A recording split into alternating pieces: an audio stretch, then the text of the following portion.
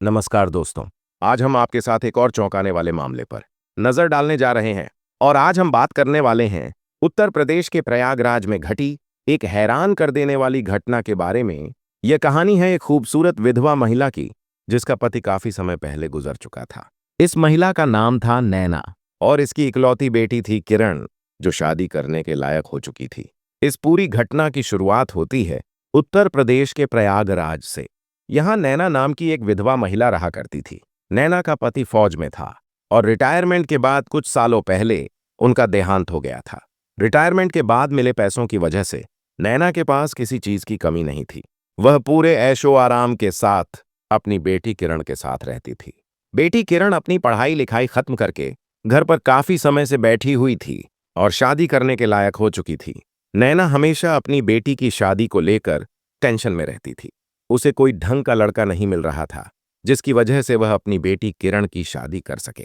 फिर दोस्तों, एक दिन की बात है, नैना को बगल के गांव में रहने वाले एक लड़के के बारे में पता चलता है।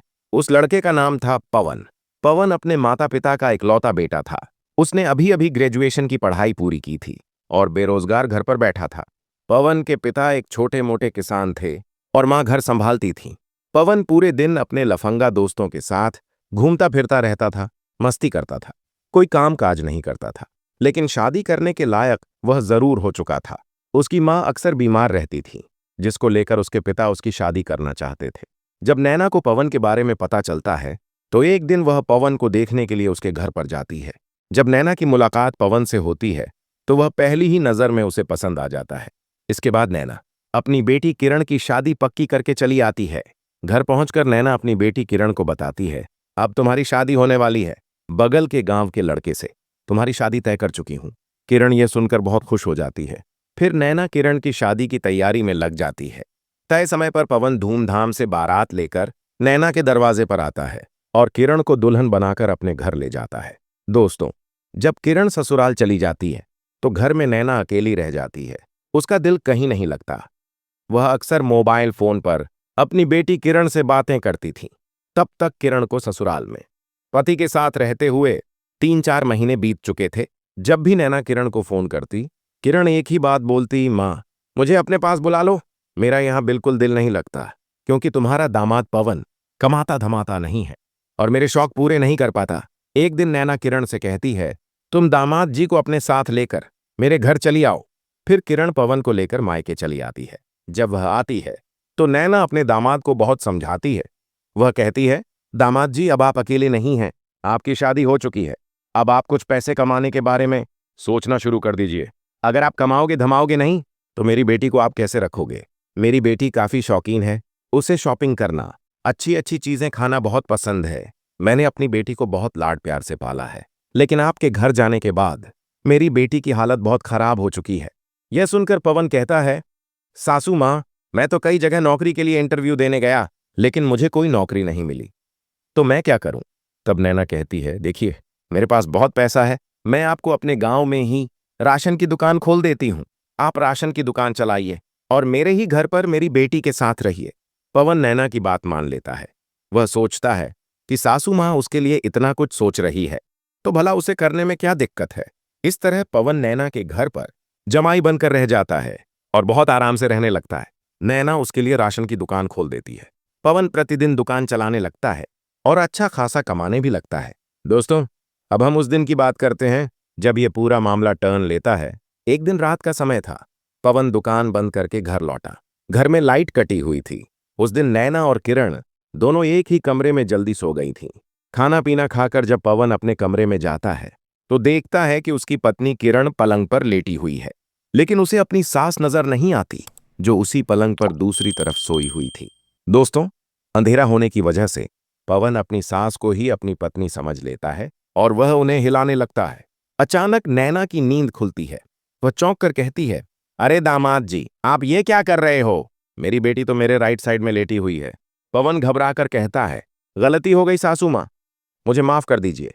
लेकिन दोस्तों, यहां असली ट्विस्ट आता है। नैना को यह सब अच्छा लगने लगता है और वह विरोध नहीं करती। इसके बजाय वह कहती है, दामाद जी अब मुझे अच्छा लग रहा है, आप पूरा हिला दीजिए। पवन सोचता है कि रोज रोज अपनी पत्नी को ही हिलाता है, आज सासू माँ को ही हिला दिया जाए। फिर दोस्तों अगले 3 घंटे तक दोनों अपना कार्यक्रम करते हैं। जब दोनों एक दूसरे से अलग होते हैं तो नैना पवन से कहती है, दामाद जी, आपने आज मेरी सारी मुरादें पूरी कर दी। मैं तो काफी समय पहले ही विधवा हो चुकी थी, लेकिन मेरी सारी इच्छाएं और जरूरतें बाकी थीं, जो आपने पूरी कर दी। दोस्तों उस दिन के बाद से नैना को अपने दामाद की आदत पड़ जाती है। जब भी मौका मिलता दोनों सास दामाद एक ही कमरे में चले जाते और अपना कार्यक्रम शुरू कर देते। नैना तो अपने दामाद से मिलने लगी थी और पवन भी अपनी सास के साथ कार्यक्रम करके बहुत खुश था। उसके लिए यह 2 in 1 ऑफर था। दोनों हाथों में लड्डू, जिधर मन करता उधर खा लेता और चुपचाप सो जाता। दोस्तों इसी तरह एक और रात की बात है। पवन अपनी पत्नी किरण के पास लेटा हुआ था। तभी नैना आकर उसे अपने कमरे में बुला ले जाती है और दोनों अपना कार्यक्रम करने लगते हैं। तभी इधर किरण की नींद खुल जाती है। वह देखती है कि उसका पति उसके पास नहीं है। वह सोचती है कि इतनी रात को वह कहाँ गया होगा। वह अपने कमरे से निकलकर पूरे घर में ढूंढने लगती है। पहले किचन में देखा, वहां नहीं। फिर बाथरूम की ओर बढ़ी, वहां भी नहीं। हार थक कर वह अपनी माँ के कमरे के दरवाजे के पास खड़ी हो जाती है। तभी उसकी माँ के कमरे से अजीबोगरीब आवाजें आने लगती हैं। उन आवाजों को सुनकर किरण समझ जाती है कि उसकी माँ उसके पति के साथ रंगरेलियां मना रही है। वह चुपचाप अपने कमरे में आकर सो जाती है। थोड़ी देर बाद जब पवन अपने कमरे में पत्नी के पास सोने आता है तो किरण पूछती है, तुम मेरी माँ के कमरे में क्या करने गए थे? पवन साफ साफ बता देता है, मैं अपने मन से नहीं गया था, तुम्हारी माँ ने मुझे बुलाया था। उनकी कुछ जरूरतें और इच्छाएं थीं। सुबह होते ही किरण अपनी माँ के पास जाती है और पूछती है, माँ, क्या तुमने अपने दामाद को घर जमाई बनाकर इसलिए रखा है कि वह तुम्हारी जरूरतें पूरा करेगा?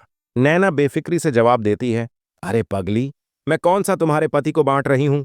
मैं तो केवल थोड़ी देर के लिए अपनी जरूरत पूरी करने के लिए उसे बुलाती हूं। अगर तुम्हें अच्छा नहीं लग रहा तो कल से मना कर दूंगी, वह मेरे पास नहीं आएगा। अब किरण पवन से पूछती है, मां तो बोल रही थी कि तुमने ही पहले उसे उकसाया था। पवन कहता है, हाँ बात सही है, रात के अंधेरे में गलती हो गई। तुम दोनों एक ही जगह लेटी हुई थीं। मैंने सोचा तुम हो, लेकिन वो तुम्हारी मां थी। मैं हिलाने लगा, अंधेरे में उसे अच्छा लगा, फिर हम दोनों की यह रोज की आदत बन गई। अब किरण अपनी मां के पास जाकर कहती है, मां, तू जो काम अपने दामाद के साथ कर रही है वह बिल्कुल गलत है। दामाद होता है तो बेटा समान होता है और तू उसके साथ मुंह काला कर रही है। नैना यह सुनकर फूट फूट कर रोने लगती है। वह कहती है, मैंने तो तुम्हारी शादी कर दी, तुम्हारा एक जीवन साथी मिल गया, लेकिन इस दुनिया में मेरा कौन है? तुम तो जानती हो कि तुम्हारे पिताजी मुझे बहुत पहले छोड़कर चले गए। मेरी सारी जरूरतें और इच्छाएं अभी बाकी हैं। मैं उन्हीं इच्छाओं को पूरा करने के लिए पवन का सहारा ले रही थी। अगर तुम्हें अच्छा नहीं लग रहा तो मैं क्या करूं? किरण के दिल में अपनी मां के लिए दया आ जाती है। वह कहती है, मां, आज तक तुमने जो भी किया ठीक है, लेकिन आज के बाद से मैं तुम्हारे घर पर बिल्कुल नहीं रहूंगी। मैं अपने पति को लेकर अपने ससुराल जाऊंगी। इसके बाद किरण अपने पति पवन को लेकर ससुराल चली जाती है और वहीं रहने लगती है। नैना घर पर बिल्कुल अकेली हो जाती है। लेकिन दोस्तों, पवन ने यह पूरी बात अपने जिगरी दोस्त को बता दी। फिर उस दोस्त ने अपने और दोस्तों को बता दिया और ऐसे ऐसे यह बात पूरे गांव और आस पड़ोस के गांवों में फैल गई। नैना को अकेले ही अपना जीवन बिताना पड़ा। दोस्तों, ये कहानी यहीं तक थी। इस कहानी को सुनाने का हमारा उद्देश्य किसी का दिल दुखाना नहीं था, बल्कि आप लोगों को सतर्क और जागरूक करना था। इस पूरी घटना पर आपके क्या विचार हैं, हमें कमेंट में जरूर बताएं। साथ ही आप इस वीडियो को किस शहर से देख रहे हैं, यह भी जरूर लिखें। अगर आपको हमारी मेहनत पसंद आई हो तो कृपया इस वीडियो को लाइक करें और अपने दोस्तों के साथ शेयर करें, ताकि यह जानकारी ज्यादा से ज्यादा लोगों तक पहुंच सके। अगर आपने अब तक हमारे चैनल को सब्सक्राइब नहीं किया है तो कृपया अभी सब्सक्राइब कर लें। मिलते हैं दोस्तों किसी नई कहानी के साथ। तब तक के लिए जय हिंद, वंदे मातरम।